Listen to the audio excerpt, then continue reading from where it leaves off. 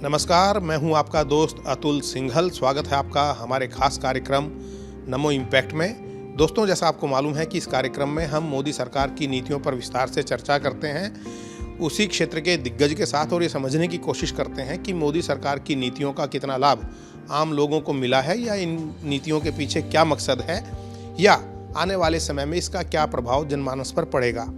और मोदी सरकार में, या हम कहें प्रधानमंत्री नरेंद्र मोदी ने पिछले 9 साल के दौरान बहुत सारे नारे दिए हैं, बहुत सारी योजनाओं की शुरुआत की हैं। कुछ योजनाएं ऐसी हैं जो सामाजिक सरोकारों से जुड़ी हुई हैं, कुछ आर्थिक हैं, कुछ धार्मिक उनके अपनी योजनाएं थीं जिनको उन्होंने अमली जामा पहनाया है। और लेकिन अगर देखा जाए तो ज़्यादातर योजनाएं विकास से कहीं ना कहीं जुड़ी हुई हैं, राष्ट्रवाद से जुड़ी हुई हैं। आज हमने जो चर्चा करने का निर्णय लिया है वो हम बात करेंगे अपनी माटी अपना देश। अभी पिछले दिनों मोदी जी ने ये योजना लॉन्च की है। उन्होंने प्रेरित किया लोगों को कि वो जाएं, अपने गांवों से जुड़ें और जो बलिदानी हैं उनको याद करें, उनके याद में जो है दीपक जलाएं, उनको स्मरण करें। और हमारे साथ हैं आज major general Vijaypal. Major general Vijaypal जो हैं वो लंबे समय तक उन्होंने अपनी सेवाएं दी हैं भारतीय फ़ौज में। 37 साल का उन्होंने टेन्योर बिताया है। और ख़ास बात उनका मैं यहाँ पे एक छोटा सा प्रोफाइल बताऊं कि उन्होंने 7 टेन्योर तो जम्मू कश्मीर, जो बड़ा एक माना जाता संवेदनशील राज्य है, वहाँ पर उन्होंने बिताया और हर स्तर पर बिताया। मणिपुर में, जहाँ पर अभी आप काफ़ी चर्चा सुनते हैं, मणिपुर जल रहा है, मणिपुर में भी उन्होंने लंबे समय तक अपनी सेवाएं दी हैं। तो जनरल विजयपाल जी से हम बात करेंगे और उनसे पूछेंगे कि मोदी सरकार का जो 9 साल का ये कार्यकाल रहा है, और जिस तरीके से सशक्त सेना सशक्त भारत का नारा दिया गया, 1 रैंक 1 पेंशन को लागू किया गया, उन सब चीज़ों को लेकर आपकी क्या प्रतिक्रिया है जनरल साहब? ये मोदी जी के स्वभाव में या उनकी आदत में या उनके दिल में जो है भारतीय सेनाओं के लिए बहुत इज्जत है। और मैं 9 साल से थोड़ा पीछे ले जाने की कोशिश करूंगा आपको। जब चीफ मिनिस्टर गुजरात के उस टाइम वैट लागू किया गया था, तो आर्मी ने मोदी जी से गुजारिश की कि भाई हमारे को जो सामान मिलता है CSD कैंटीन में, उन पर वैट नहीं लगाया जाए। उन्होंने मीटिंग बुलाई और 1 मिनट के अंदर उन्होंने पूछा चीफ सेक्रेटरी पे कितना खर्चा होगा। बोले इतना। बोले इतने से क्या, इतने रुपए से हमारा राज्य चलता है? बोले नहीं चलता है। तो बोले वैट की क्या ज़रूरत है? उसके बाद यदि उनका प्राइम मिनिस्टर कैंडिडेट का समय देखें तो सबसे पहले उनका स्वागत भूतपूर्व सैनिकों ने रेवाड़ी के अंदर किया था। उनका सबसे बड़ा जो है प्रोग्राम रेवाड़ी से स्टार्ट हुआ था। और उन्होंने भी वहाँ जाहिर किया था कि भारतीय सेनाओं के लिए उनके दिल के अंदर बहुत इज्जत है। मैं 2 मोटे जो बड़े फैसले किए मोदी जी ने, उनके बारे में कुछ कहना चाहता हूँ। नंबर 1, 1 रैंक 1 पेंशन, जो कि बहुत सालों से अटका हुआ था। सरकारें आई पीछे, उन्होंने वायदे किए हम 1 रैंक 1 पेंशन देंगे, लेकिन लागू नहीं किया गया। और जब 2009 का जब इलेक्शन हुआ, 14 के इलेक्शन हुआ, उस टाइम में इलेक्शन से थोड़ा दिन पहले कांग्रेस ने वोट लुभाने के लिए छोटा वायदा किया, लेकिन उससे काम होने वाला नहीं था। मोदी जी ने आने के बाद उसके ऊपर पूरी कार्रवाई की और लागू किया, जो कि भूतपूर्व सैनिकों के लिए एक बहुत बड़ा पैकेज मिला, जिससे कि उनकी रोज़ाना की जो ज़िंदगी है उसके अंदर बहुत फ़ायदा हुआ है। और आगे भी जो है उस पेंशन को जो है वो रिवाइज करते रहते हैं, जिससे कि हर फौजी को जो है भूतपूर्व सैनिक को उसको फ़ायदा रहे। और दूसरा फैसला मैं कहता हूँ कि जो नेशनल वॉर मेमोरियल, जो राष्ट्रीय जो स्मारक बनाया है, वो जो है 1960 में ले जाना चाहता हूँ ये। और इसके अंदर जो है मेरा खुद का तजुर्बा है। मैं जब ब्रिगेडियर था उस टाइम इस सब्जेक्ट को मैंने हैंडल किया है। अलग अलग सरकारें आई, लेकिन उस पर ऊपर कोई कार्रवाई नहीं हुई। यदि आपको याद हो, 1971 से पहले अमर जवान ज्योति नहीं होती थी, सिर्फ इंडिया गेट था, वहाँ कोई अमर जवान ज्योति नहीं थी। 1971 लड़ाई में जो भारतीय सेनाओं ने देश के लिए जो अच्छा काम किया, एक बांग्लादेश बनाया और भारत का इज्जत जो है पूरे संसार के अंदर बढ़ाई, उसको मतलब उस टाइम प्रधानमंत्री श्रीमती इंदिरा गांधी थे, वो उसकी इज्जत देना करना चाह रहे थे वो। तो उन्होंने कहा कि मैं नेशनल वॉर मेमोरियल तो नहीं है, लेकिन मैं रीथ लेइंग करना चाहती हूँ और जिन जवानों ने अपने शहीद हुए हैं उनको श्रद्धांजलि देना चाहती हूँ। तो उस टाइम श्रद्धांजलि देने के लिए कोई जगह नहीं थी। रातों रात जो है फिर इंडिया गेट के नीचे अमर जवान ज्योति लगाई गई, जहाँ के श्रीमती इंदिरा गांधी ने उस टाइम जो देश की प्रधानमंत्री थी, उन्होंने रीथ लेइंग की और अमर जवान ज्योति की। उसके बाद योजनाएं बनती रही, कभी कहें कि इंडिया गेट के पास बनेगा, कहीं कहें कि अपना जो राष्ट्रपति भवन के पीछे की साइड में वहाँ बनेगा। काफ़ी जगह देखी लेकिन नहीं हुआ। 2012 की बातें हैं, 2012 की। उस टाइम हमने इसको ठंडे बॉक्से से निकाला, काफ़ी प्रेजेंटेशन दी मैंने। उस टाइम रक्षा मंत्री जी उनके मैं बार बार मिलता रहा, 3 मंत्रियों का समूह बनाया गया, उनकी ब्रीफिंग की, लेकिन आगे बात नहीं बनी।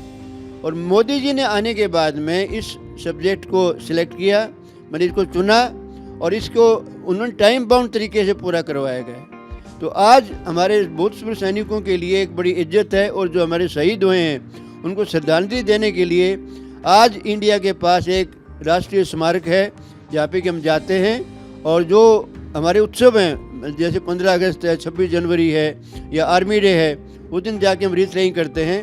और आज हमें गर्व है कि भारतीय सेना के पास या भूतपूर्व सैनिकों के पास एक राष्ट्रीय स्मारक बनाया गया है।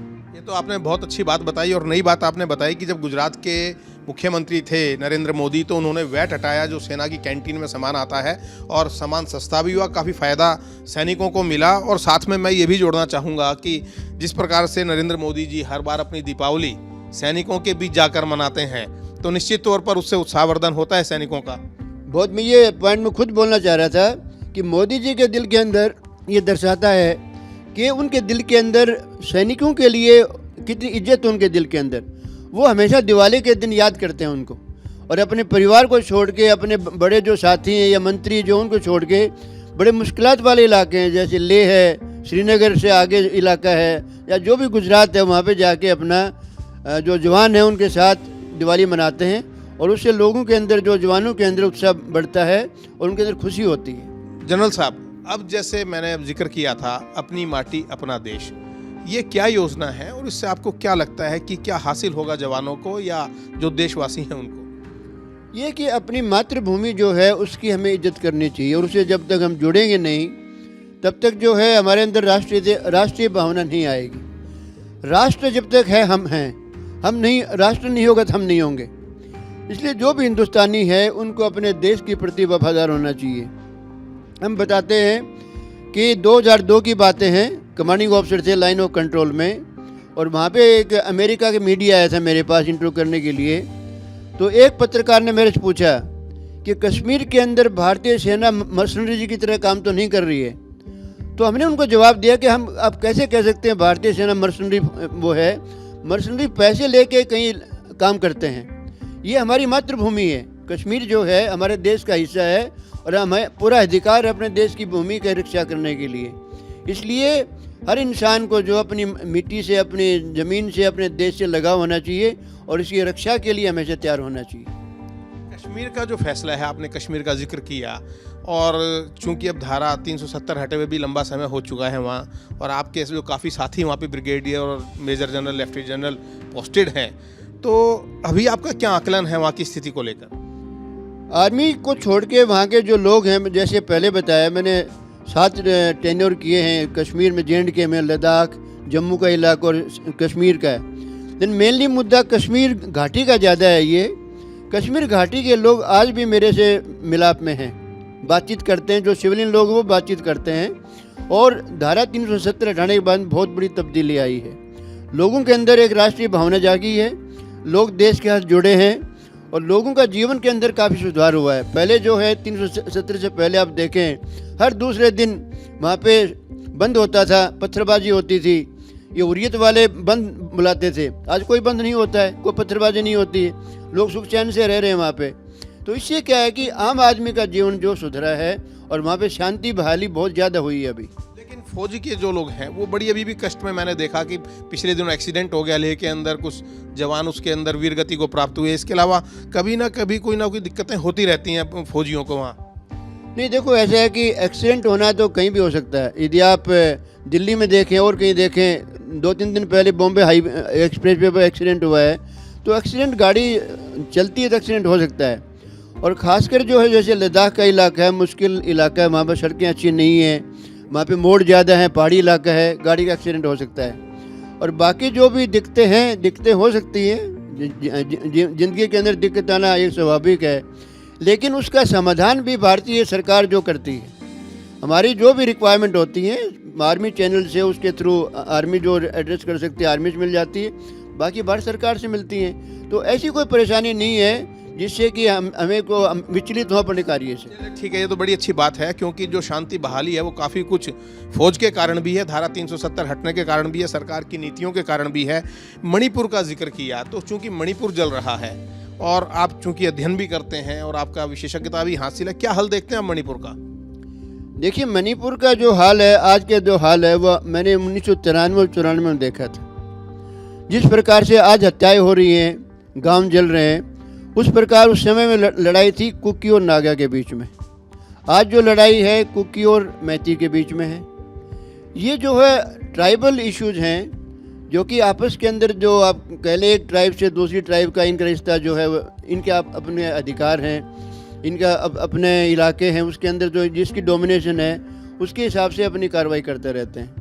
तो इसमें क्या है कि सभी जो ट्राइबल जो लीडर्स हैं, जो लोकल लीडर हैं, उनको साथ लेकर सरकार जो इनसे बातचीत करे और उन्हीं से इनका समाधान निकलेगा। आर्मी की क्या भूमिका देखते हैं, फौज की? क्योंकि कांग्रेस ने मुद्दा उठाया था कि सरकार ने फौज नहीं भेजी वहाँ पर। देखिए, फौज जो है वो भारत सरकार, कोई भी सरकार हो, चाहे बीजेपी की हो चाहे कांग्रेस की हो, हमें किसी पार्टी से कोई मतलब नहीं है।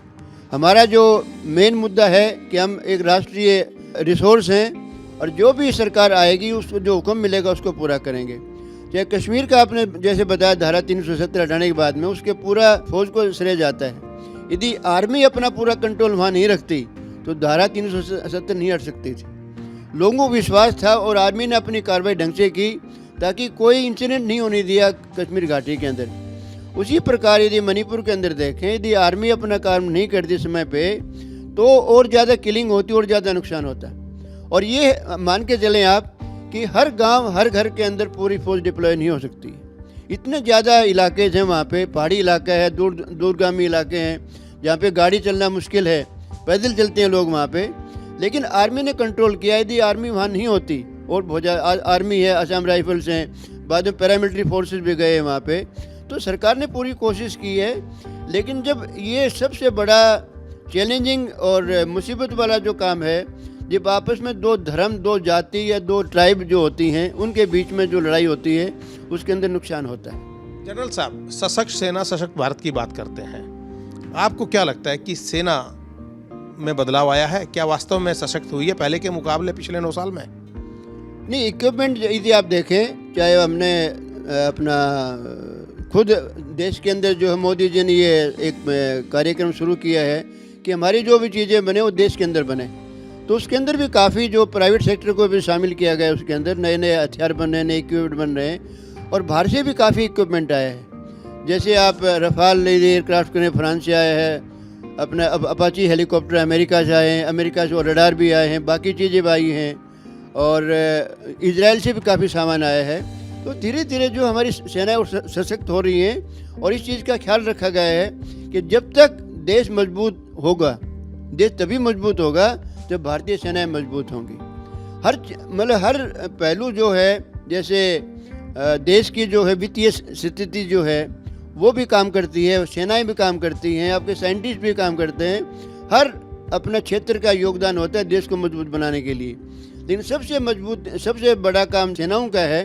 यदि सेना को हम मजबूत बनाएंगे तो देश मजबूत बनेगा। एक बार दोबारा मैं अपनी माटी, अपने देश की तरफ लौटता हूँ। आपने जैसे बताया कि मातृभूमि से जोड़ने के लिए ये अभियान शुरू किया गया है। क्या इसमें ऐसा भी है कि सैनिकों के प्रति जो गांव के लोग हैं वो सीधा उनसे संबंध रखें, उनसे जुड़ें और उनका जो एक तरीके से जो बलिदान देते हैं देश के लिए वो सामने आए और उनको याद किया जाए और उनको सैनिकों का सम्मान हो? कुछ इस प्रकार की भावना भी इसमें दिखाई देती है? बिल्कुल दिखाई देती है और मैं इस चीज़ के ऊपर हमेशा जोर देता हूँ। रिटायरमेंट होने के बाद में कई बार जो है 26 जनवरी और 15 अगस्त को कई इलाकों में तिरंगा झंडा फहराने के लिए मेरे को चीफ गेस्ट बुलाया गया है। मैं इस बात पर हमेशा जोर देता हूँ कि जो भी सैनिक है जो लड़ाई लड़ता है सीमा के ऊपर, उसके अंदर ताकत जो है, जो देश का प्यार है, लोगों का इज्जत है, प्यार है, उससे ताकत आती है। तो यदि जो सैनिक हैं या भूतपूर्व सैनिक हैं, उनको जो लोग हैं वहाँ के, गांव के हैं, कस्बे के हैं, जो भी लोग हैं, उनकी इज्जत करेंगे तो उससे एक अच्छा समाचार जाएगा, अच्छा संदेश जाएगा जवानों के पास कि हमारा देश जो हमारे साथ है और वो ताकत से लड़ेंगे। और मैं ये उदाहरण देता हूँ, जिस प्रकार से अमेरिका है, बाकी पश्चिमी देश हैं, वहाँ सैनिकों की बहुत बड़ा इज्जत है वहाँ पे। तो उसी प्रकार से यदि हम अपने सैनिकों की इज्जत करेंगे तो देश के लिए वो और खुश होकर अपनी सेवा करेंगे।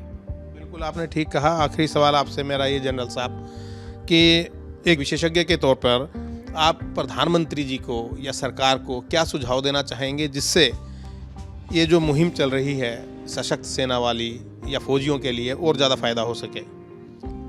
इसके लिए यही है कि जो ग्राउंड रियलिटी हैं, जो ज़मीन के हालात हैं, उनके मद्देनज़र रखते हुए उन चीज़ों पर गौर किया जाए और जो कमियां हैं उनको दूर किया जाए। जैसे कुछ बता पाएंगे? जैसे मॉडर्नाइजेशन जो इक्विपमेंट की है, जिस प्रकार से हर जगह पे जो इक्विपमेंट जो है तब्दीली हो रहा है, उसके साथ साथ हमें भी अपनी तब्दीली करनी चाहिए। और जो सेनाओं की जो है, जो जवान हैं, उनके जो वेतन हैं, उनके जो समस्याएं हैं, समाज के अंदर जो समस्याएं बहुत ज़्यादा है। और सैनिक अपना परिवार गाँव में अब छोड़ के आता है, जो सिविल एडमिनिस्ट्रेशन के जो काम हैं उन कामों के अंदर दिक्कत आती है कि वो परिवार से दूर रहता है, दूर नहीं कर सकता है। इस प्रकार से हमारी सरकारें जो हैं अपने दिशा निर्देश दें। जो सिविल एडमिनिस्ट्रेशन है, खासकर एक ज़िले के अंदर एक डिप्टी कमिश्नर और एसएसपी पुलिस होते हैं, उनको जो है सैनिकों के परिवारों की जो समस्याएं हैं, जो कंप्लेंट हैं, जो उनके अगेंस्ट क्राइम किया जाता है, उनको जल्दी से जल्दी तहकीकात करके उनकी मदद की जाए, जिससे कि उन लोगों का, उन जवानों का, उनके परिवारों का मनोबल बढ़ेगा और देश के प्रति और अपने सरकार के प्रति वफादारी बढ़ेगी उनकी। बहुत बहुत धन्यवाद हमसे बात करने के लिए और जय Hind. General major general Vijay Pal, जिन्होंने बहुत सारी बातें बताई। उन्होंने कहा कि एक सैनिक जो है अगर उसको समाज का प्यार मिलता है तो निश्चित तौर पर वो और बेहतर तरीके से अपनी कर्तव्य का निर्वहन कर सकता है। और जो बहुत एक अच्छा सुझाव दिया कि जब सैनिक बॉर्डर पर जाता है, सीमा पर जाता है, तो वो अपने घर परिवार को छोड़कर जाता है और उसके घर परिवार का ध्यान रखना न केवल स्थानीय लोगों का कर्तव्य है बल्कि संवेदनशीलता से जो सरकारी महकमे हैं उनको भी पेश आना चाहिए। उसके घर परिवार में अगर किसी प्रकार की कोई समस्या होती है तो उसको प्राथमिकता के स्तर पर हल करना चाहिए, जिससे कि वो बिल्कुल निश्चिंत होकर अपने कर्तव्य का पालन कर सके। हम चाहेंगे कि इस प्रकार के जो सुझाव हैं उनको सरकार जल्द से जल्द अमल में लाए।